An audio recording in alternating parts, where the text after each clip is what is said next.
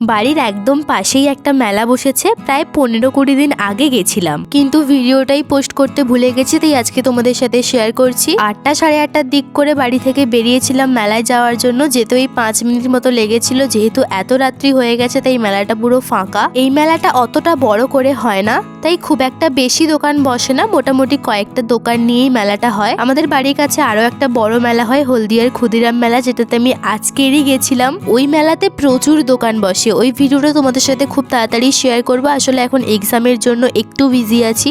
এইখানে এই কিউট ছোট্ট কয়েন ব্যাগগুলো পছন্দ হয়েছিল, তাই একটা কিনেছিলাম। ওই যে বললাম আমাদের আসতে অনেকটা দেরি হয়ে গেছিল, তাই নাগরদোলা এখন বন্ধ আছে রাত হয়ে যাওয়ার জন্য। খুব একটা বড় মেলা নয় যেহেতু, তাই ঘুরতে বেশি টাইম লাগেনি। তারপর চলে এসেছিলাম ফুচকা খেতে। তারপরে একটা বেশ ইন্টারেস্টিং জিনিস খেয়েছিলাম, যেটা তোমাদের সাথে নেক্সট পার্টে শেয়ার করব।